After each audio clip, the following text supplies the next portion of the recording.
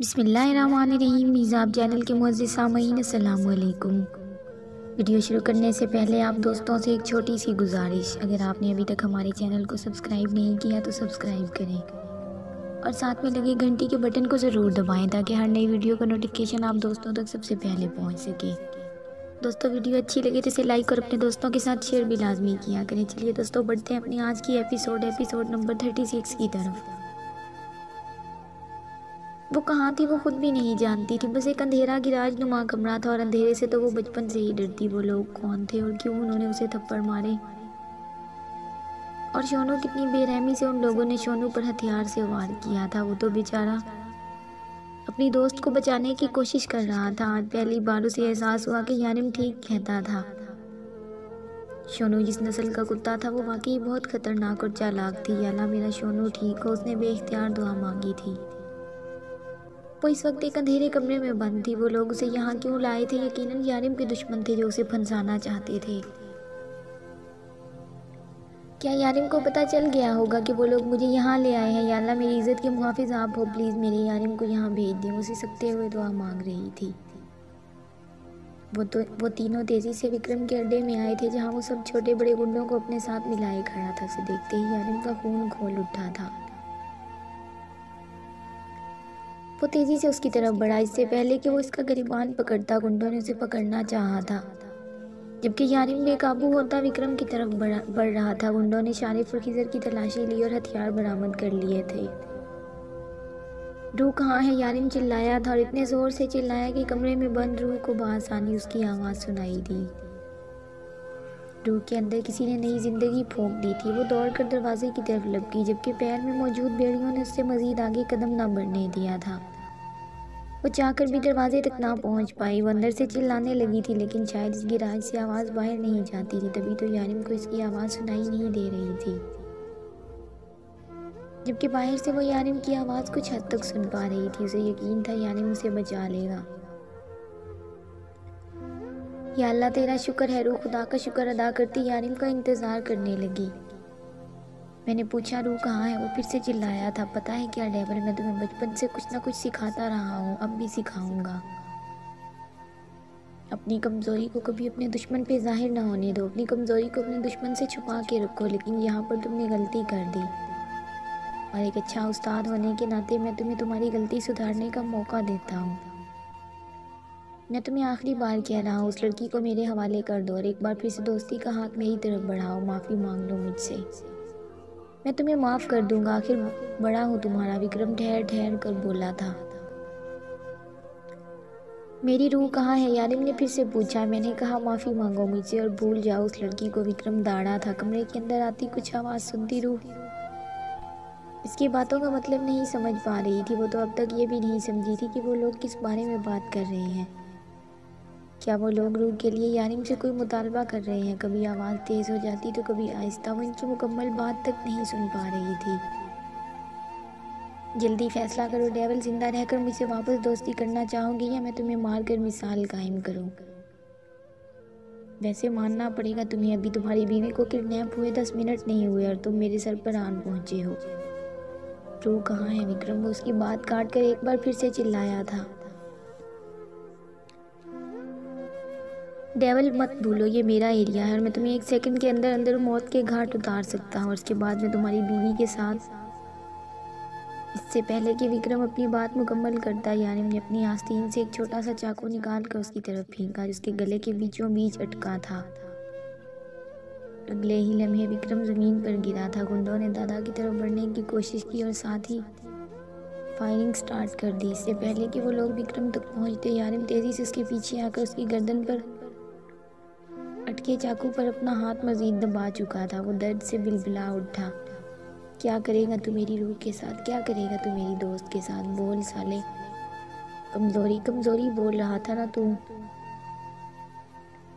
तो सुन ले, हाँ वो लड़की मेरी कमजोरी है और कमजोरी से कहीं ज्यादा वो लड़की मेरी हिम्मत है, मेरी ताकत है, मेरी जान है। वो तूने मेरी जान की जान लेने की कोशिश की। उसकी गर्दन पर दबाव बढ़ाता हुआ वो बोला था।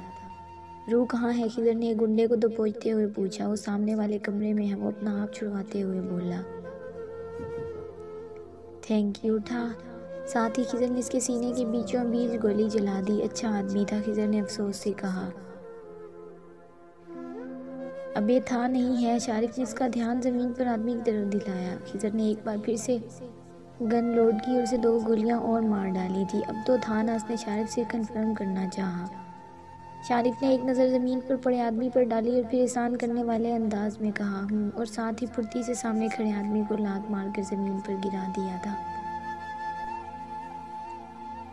एक एक करके सारे ही गुंडे अब ज़मीन पर पड़े थे। कुछ डेवल से अपने किए की माफ़ी मांग रहे थे तो कुछ खूंखार नज़रों से उसकी तरफ देख रहे थे।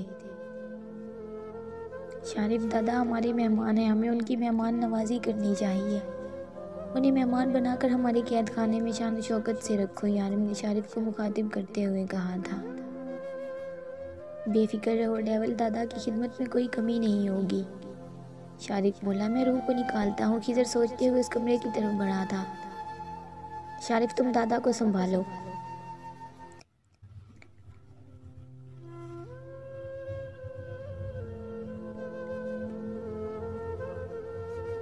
और यहाँ से निकलो। यारिम ने एक झटके से दादा को इसकी तरफ किया, जो अभी तक दर्द से बिलबिला रहा था। खून से पूरी कमीज लाल हो चुकी थी। चलिए दादा, आपकी खिदमत करते हैं। शारिफ ने उसके दोनों हाथ बांधे थे और आगे की तरफ धक्का दिया, जबकि यारिम ने अपने कंधे के जख्म से कमीज अलग की थी। जख्म इतना गहरा था कि उसे फौरन फर्स्ट एड की ज़रूरत थी, लेकिन इस वक्त उसे रूह से ज़्यादा इम्पोर्टेंट और कुछ नहीं लग रहा था। वो खिज़र के पीछे दरवाजे की तरफ बढ़ा, जब पीछे से किसी ने अपने शिकंजे में जकड़ा था। खिज़र तेज़ी से दरवाज़ा खोलकर उसकी तरफ आया। कमरे में रोशनी से उसकी आंखें चंधियाई थी। खिज़र तेज़ी से उसके करीब आया और उसके पास बैठा। तुम ठीक हो रूह? खिज़र उसके करीब बैठकर पूछने लगा था। भाई अपने करीब इतना देखकर वो सिसक उठी थी। वो अपनों के पास पहुंच चुकी थी। रूह बेइख्तियार उसके सीने से लगकर फूट फूट कर रोने लगी। कुछ नहीं हुआ मेरी गुड़िया, सब कुछ ठीक है। हम आ गए हैं ना, तुम बिल्कुल ठीक हो। इसे अपने साथ प्यार से लगाए बहलाने की कोशिश करने लगा था। इससे पहले कि वो इसे अपने साथ उठाता, नज़र उसके पैर पर पड़ी। रूह तुम्हें कितना बड़ा जख्म आया है। चाबी कहाँ है इसकी? इसने बेड़ियों को खींचने की कोशिश की। दर्द हो रहा है। सू सू करते बोलती खिज़र को इतनी क्यूट लगी थी कि वो मुश्किल अपनी हंसी दबाकर उठा। मैं चाबी ढूंढ के लाता हूँ, जल्दी आइएगा भाई, रूह ने उसे जाते देखकर कहा। बस गुड़िया, मैं अभी आया, बस 2 मिनट में चाबी ढूंढ के लाता हूँ। 19 साल के बाद उसने किसी को गुड़िया कहकर पुकारा था। बाहर निकलकर आगे पीछे हर तरफ चाबी ढूंढने लगा था। वो रूह खिज़र का इंतज़ार कर रही थी। वो अब अपने आप को संभालती बड़ी मुश्किल से खड़ी होकर बेड़ियाँ घसीटती दरवाजे के करीब आने की कोशिश करने लगी, लेकिन यहाँ पर इसने जो मंजर देखा था उसने रूह का भरोसा नहीं बल्कि रूह को तोड़ कर रख दिया। रूह बेयकीनी से सामने यारिम को देख रही थी। शायद वो भी इसे देख चुका था। वो तेज़ी से उसकी तरफ आ रहा था। रूह की सांसें रुकने लगी। यारिम उसके बेहद करीब आ चुका था। वो तेज़ी से उसके करीब आया। रूह तुम ठीक तो हो? वो इसके करीब खड़ा उससे पूछ रहा था, जबकि वो उसके चेहरे में अपने यारिम को ढूंढने की कोशिश कर रही थी। कौन था ये शख्स? उसका यारिम तो नहीं था, ये तो कोई और था। वो ज़रूर कोई बुरा ख्वाब देख रही थी। इसका यारिम ऐसा तो नहीं था। ये तो कोई हैवान था जिसके लिए किसी की जान लेना कोई बड़ी बात ना थी। वो बेदर्दी से लोगों की जान ले रहा था। उसका यारिम नहीं था। यारिम रूह को चोट लगी है, बहुत ज़्यादा गहरी। खिज़र चाबी लेकर आया। डेविल को बहुत चोट लगी है, पैर बुरी तरह से जख्मी है। यारिम के कंधे से खून निकल रहा था, जबकि खिज़र के हाथ से भी पानी की तरह खून बह रहा था। लेकिन शायद ये लोग दर्दनामी चीज़ से नावाकिफ़ थे। सारिम का एक एक लफ्ज़ सच था। उसका एक एक हर्फ सच साबित हुआ था। यारिम इंसान नहीं बल्कि हैवान है, डेविल, शैतानों का बादशाह। खिज़र ने चाबी की मदद से बेड़ियाँ खोल दी। जख्म बहुत गहरा नहीं था, लेकिन यारिम बहुत एहतियात से उसका पैर देख रहा था। रूह, हम सबसे पहले डॉक्टर के पास जाएंगे, तुम्हें बहुत चोट लगी है, उसने रूह को मुखातिब करते हुए कहा। वो कब से उसके चेहरे पर देखने से गुरेज कर रहा था, क्योंकि यारिम उसके चेहरे पर अपने लिए बेयकीनी देख चुका था। उसके चेहरे की बेतबारी देखकर उसको दोबारा देखने की यारिम अपने अंदर हिम्मत नहीं पैदा कर पाया। यारिम को कुछ गड़बड़ होने का अंदाज़ा था, लेकिन फ़िलहाल वो इसे इग्नोर कर गया था। उसने कब उसे उठाया और कब लाकर गाड़ी में बिठाया उसे होश ना था। होश था तो बस इतना कि यारिम ने उसका यकीन तोड़ा है। गाड़ी हॉस्पिटल के सामने आ रुकी। यानी यहाँ भी एहतियात से इसे उठाकर अंदर लाया। वो सारे रास्ते एक लफ्ज़ ना बोली थी और उसके हाथ पैर बुरी तरह से कांप रहे थे। खिजर और यानिम ने भी कोई बात करने की कोशिश ना की। खिजर परेशान था क्योंकि जब रूह के सामने आया था तो वो उससे बात कर रही थी। फिर अचानक न जाने क्या हो गया कि रूह उससे भी मुंह फेर गई। डॉक्टर ने उसके पैर की बैंडेज कर दी। यानिम को उसकी खामोशी बहुत डिस्टर्ब कर रही थी, इसलिए यानिम ने डॉक्टर को उसका मुकम्मल चेकअप करवाने के लिए कहा था। इसके बाद डॉक्टर ने उसे ज़हनी दबाव का शिकार बताया। डॉक्टर के मुताबिक वो फ़िलहाल कुछ भी सोचने समझने की सलाहियत नहीं रखती थी। डॉक्टर ने उसे मशवरा दिया कि रूह को नींद का इंजेक्शन दे दिया है, वो पुरसुकून हो जाए। वो जब उसे घर लेके आया तो वो सो चुकी थी। वो इसे एहतियात से उठाकर अपने बेडरूम में लाया। विक्रम, मैं तुम्हें कभी माफ़ नहीं करूँगा, तुम्हें इसकी बहुत भारी कीमत चुकानी होगी। वो रूह के बालों में उंगलियां चलाता विक्रम से मुखातिब था। 26 मिनट आज रूह उससे दूर हुई थी। 26 मिनट में यानी मुझ तक पहुँच गया था, लेकिन 26 मिनट में उसने अपना बहुत कुछ गंवा दिया था। रूह का यकीन, रूह की मोहब्बत, रूह पर अपना हक। उसको इसकी हालत देखकर समझ चुका था वो कि वो कितना और किस हद तक जान चुकी है। वो उसकी नज़रों को जितना चाहे इग्नोर करे, लेकिन सच ये था कि एक बार उसकी आंखों में अपने लिए बेतबारी देखकर वो दोबारा उसकी तरफ देखने की हिम्मत न कर पाया। इतना सब कुछ हो गया और तुमने मुझे बताया तक नहीं।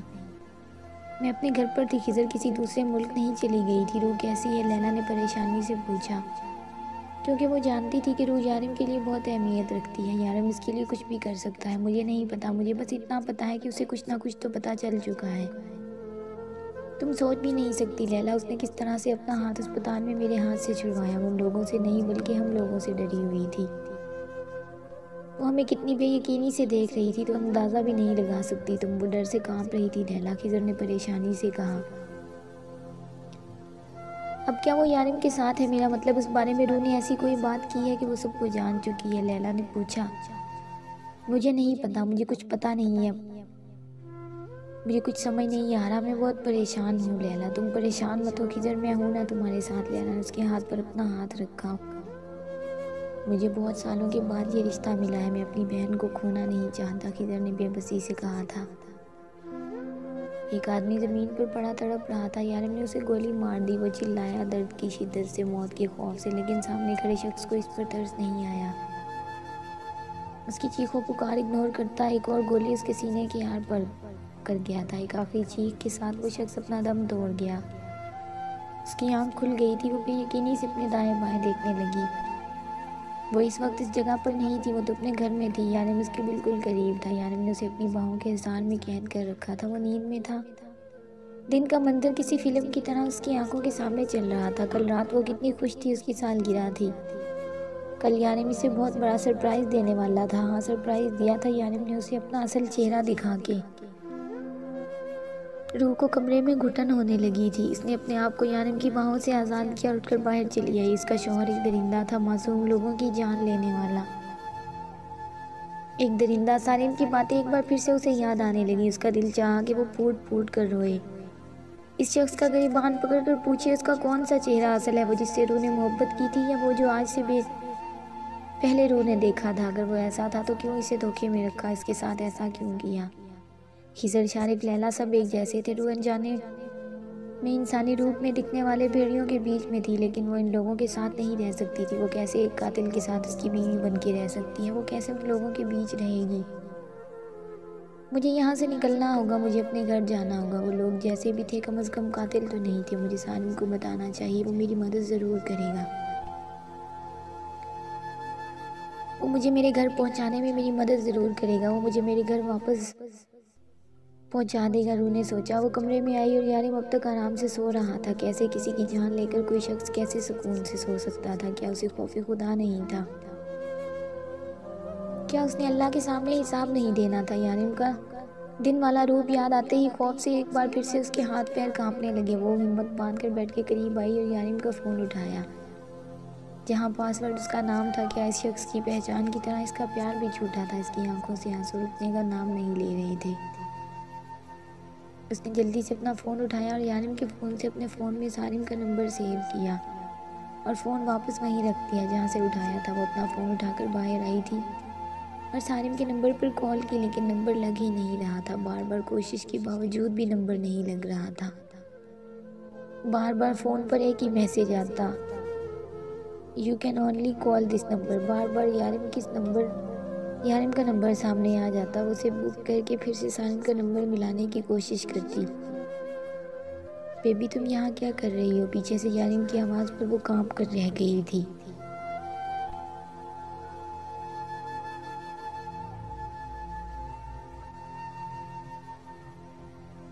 जारी है दोस्तों अगर आपको वीडियो पसंद आए तो इसे लाइक और अपने दोस्तों के साथ शेयर लाजमी किया करें। अगर चैनल पे नए हैं तो चैनल को सब्सक्राइब करें और साथ में लगे घंटी के बटन को ज़रूर दबाएं। मिलते हैं नेक्स्ट एपिसोड में, तब तक के लिए अपना ख्याल रखें और दुआओं में याद रखें। अल्लाह।